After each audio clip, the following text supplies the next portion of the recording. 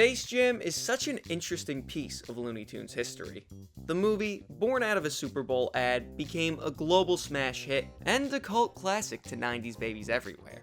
Looking to capitalize on the success of Space Jam, Warner Brothers would try, and fail, to make a Space Jam sequel no less than 4 times over the course of the following 7 years, attaching stars like Tony Hawk, Tiger Woods, and Jackie Chan to the project. Or rather, projects. Because what's interesting about Space Jam 2 is that it started from scratch with a new story and new concept every time it re-entered development.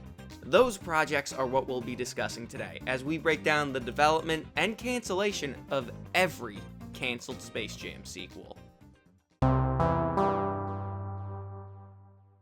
The year was 1996, and Warner Brothers had successfully revived the Looney Tunes. The past 4 years saw them star in 2 wildly successful Super Bowl ads for Nike, alongside the, at the time, most famous athlete in the world, Michael Jordan.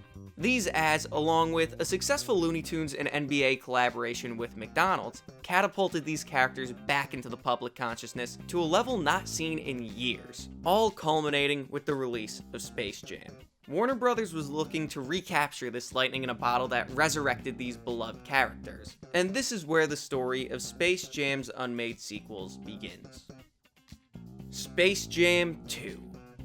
Space Jam may have been a global hit, but its production budget of over $80 million was a slight cause of concern for Warner Brothers. This concern was made manifest when the movie only grossed $90 million domestically. At this point, Michael Jordan's popularity was at an all-time high, so Warner Brothers was worried that a sequel without him might see that number drop dramatically. And from their perspective, it made sense. Jordan's fame was the biggest in the United States, and that domestic total made up over a third of the film's box office haul. Without Jordan's star power, a box office drop from that $90 million was possible, and had the potential to be disastrous depending on how dramatic the drop was. As a result, Warner Brothers had only one mandate for the sequel: Michael Jordan must be a part of it. In 1997, a producer on the ill-fated project, who to this day hasn't been identified, confirmed to Warner Brothers that Jordan signed on to the movie, and as a result, the movie entered pre-production, the original film's director, Joe Pytka, returned to direct, and work began on the project in earnest. The sequel was set to introduce a new villain named Berserk-O and his 2 henchmen, Oh No and Oh Yes. The script had yet to be written when designing the characters, so it's unknown if they were set to have any ties to the Monstars, Swackhammer, or Moron Mountain. Wanting a big-name comedian to voice the villain, Warner Brothers contacted legendary comic Mel Brooks to provide his distinct voice to the project. As a result, the character designer of the film, Bob Camp, designed Berserk-O to resemble Brooks. But before Warner Brothers could finish negotiating with the actor, they came to learn that Michael Jordan actually wasn't signed on to the project. The producer who claimed that he was straight up lied. In reality, Jordan didn't want any part of a sequel. So after just a few weeks of work, the project was dropped immediately, ending Warner Brothers' first attempt at the sequel. Golf Jam. At one point, Joe Pytka was pitched a sequel to Space Jam that featured Jordan in a very small role, but also involved Tiger Woods in a larger role.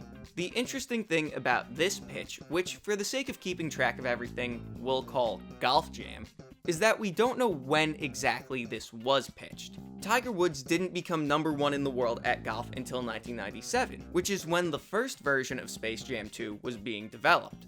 But he didn't really become a worldwide megastar until around 1999 or 2000. So, depending on the circumstance, this actually has a small chance of being one of the pitches thrown around during the development of Space Jam 2 in 1997, pitched by massive golf fans who were just ahead of the curve and knew that Tiger would become a global superstar. Though, it's much more likely that this pitch came after Tiger's rise to fame a few years later, presented as an entirely new project. The pitch was presented to Pytka at a script conference off-site from Warner Brothers Studios by some of the people who had worked on the original film with him. He's since called that pitch silly, claimed that he didn't like the idea, and that the people who pitched the movie were wasting their time. The pitch never went anywhere, getting shot down by Pytka on the spot, effectively killing Golf Jam before it even got off the ground. Spy Jam. As the 1990s rolled into the 2000s, famed martial artist and actor Jackie Chan was a rising star in Hollywood on both the big and small screen. One of his most well-known projects during this time was the animated series Jackie Chan Adventures. Warner Brothers, seeing Chan's rising star, and already in business with him since they produced the animated series, tried to lock him down for the only Space Jam sequel out of all of these that had nothing to do with sports. In August of 2001, he entered negotiations for his movie with the Looney Tunes called Spy Jam, though for unknown reasons, those negotiations fell through. What's interesting about Spy Jam is that, in concept, it shares that same element of espionage with the Looney Tunes movie that actually followed Space Jam, Looney Tunes Back in Action. How much of an influence Spy Jam's concept and story ideas had on Back in Action, we can only speculate. But one thing is for sure. These two projects were in various stages of development within a year of each other at the same place. So it wouldn't be a stretch to assume that at least one or two of those ideas did, in fact, make their way into Looney Tunes Back in Action. Race Jam. Race Jam is the movie out of this entire lot that we know by far the least about. All we really know about this movie is that it began being planned around the same time as Spy Jam. The NASCAR star anchoring the sequel would have been Jeff Gordon, but like Spy Jam, the negotiations with Gordon fell apart, torpedoing the movie. Skate Jam. Skateboarding was wildly popular in the early 2000s. Seeing a golden opportunity to capitalize on this trend, Warner Brothers invited Tony Hawk to meet with them in 2003 to discuss working on a new project. Upon arriving, he'd be pitched a movie which was tentatively being called Skate Jam. Warner Brothers was hoping to launch the Looney Tunes even further back into the public consciousness with the release of Looney Tunes Back in Action, and follow it up with this skateboarding adventure. Hawk agreed to work with them, and work began immediately on the film. Despite this instant turnaround from deal to pre-production, any work on Skate Jam would be extremely short-lived. To quote Tony Hawk himself, a week later, Back in Action bombed, and Skate Jam was shelved forever. Back in Action's director, Joe Dante, reportedly wanted his movie to be the anti-Space Jam, and despite bombing its opening weekend, ironically enough, it killed the final potential Space Jam sequel. So whether or not the contents of the movie itself succeeded in being the anti-Space Jam, it was at the very least a Space Jam killer.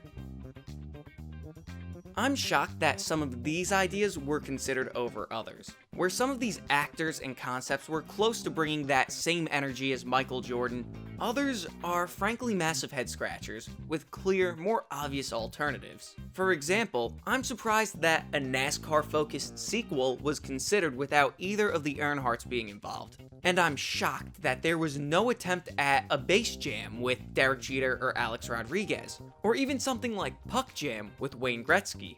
The connective thread that reaches all the way back into that first Air Jordan Super Bowl ad that birthed Space Jam and reaches all the way forward into the final failed pitch for a Space Jam sequel in Skate Jam is that Warner Brothers wanted to bring back the Looney Tunes into the public consciousness in a big way.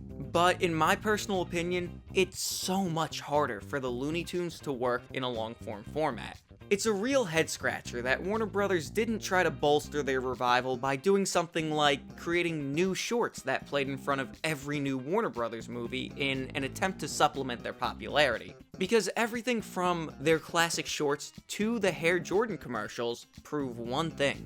The Looney Tunes thrive in a short-form format. The fact that Space Jam worked as well as it did was an anomaly. It's obvious with the benefit of hindsight that trying to make any kind of Looney Tunes movie would inherently be difficult. But trying to make another Looney Tunes movie that would capture lightning in a bottle again was a fool's errand. But that's the story of every single Space Jam sequel, and the end of yet another episode of Canned Goods. So until next time, thank you so much for watching, be good to each other, and stay Hemmas.